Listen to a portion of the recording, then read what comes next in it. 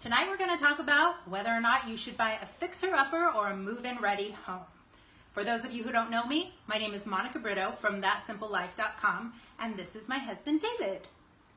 We help people simplify their lives, finances, purchase or refinance a home, and plan for retirement.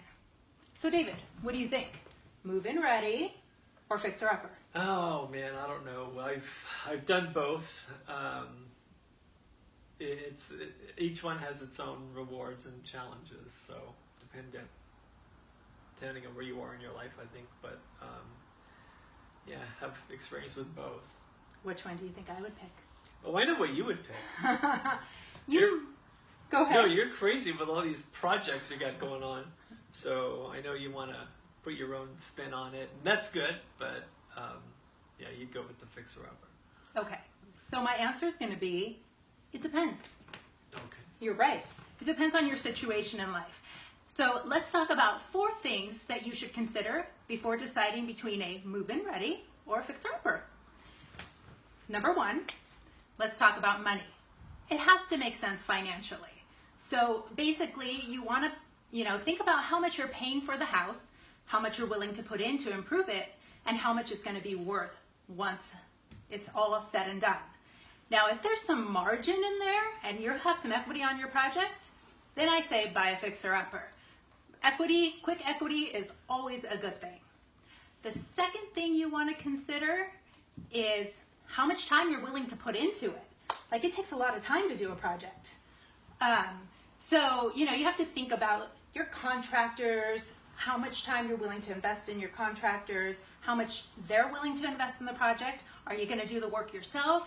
Who's going to project manage the project? I mean, there's a lot of stuff to consider. Sounds like another job. It is, it can be. So you really need to consider how much investment of time that you want to make on a project. The third thing, most important thing, your sanity. I'm going to let you talk a little bit more about that, David. Oh, it just causes a lot of stress if you're in a construction zone all the time, and there's always workers, or there's always some sort of, you have to meet with somebody to get an estimate, or if there's just like you can't use your kitchen for weeks at a time, and you have to do fast food because you don't have a workable kitchen. It causes a lot of stress in a relationship. So. Yeah, and while we're on the subject, let's talk about the stress it puts on your relationship. Like, it's really stressful. So if you don't want to be fighting all the time, like, buy a move-in ready house. But, if you don't mind a little stress, or me and him we got it down now, right? Well, I think we do. Well, pretty much. I mean, basically, I make the rules and you do what I say. So basically, I've learned kind of where David's tolerance level is, because he's the one who can't handle the projects as much as I can. So I had to learn where the level of tolerance was, and I could only ask him for so much, and then after that, gotta hire somebody. Number 4 is, can you live without putting your own stamp on it? I know I can't. So do you need to pick out the floors, the countertops, the fixtures, all that stuff? If you can't live like that, then you need to buy a fixer-upper. But if you don't mind just painting or doing some decorating, then you should buy a move-in ready home. I will tell you this though. Remember that new construction we bought in Cincinnati? Mm-hmm.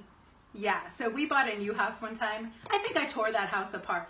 Not a good idea, because we bought new construction without picking our own finishes, and I basically redid the whole house. So keep that in mind. If you're gonna buy new construction, you pick out the finishes previous to the house being built. So I think that's about it, right? Yeah. As far as what your decision. So basically your decision, it's up to you. What can you handle? What do you want to do? What do you want to put your own spin on it? And will you go crazy? Either way. So, or is it good enough? Is it good enough to live with for a couple of years? Never. I know, not for you. Never. But. So if you didn't already guess this about me, I can be a bit of a fixer-upper fanatic. And I have helped a lot of my clients purchase a house and then fix it up and get their final pretty product at the end. Kind of like a real-life Joanna Gaines, except I'm accessible. So If you want to buy a fixer-upper and fix it up, or if you would like to buy a move-in ready home, I can help you either way. You can reach out to me at monica@thatsimplelife.com. So just a sneak preview about next month, we're going to be talking all about couples and families and how to keep our lives simple in that regard. So stay tuned for next month because it's going to be exciting. All right. See you then. Have a good night, everyone. Ciao.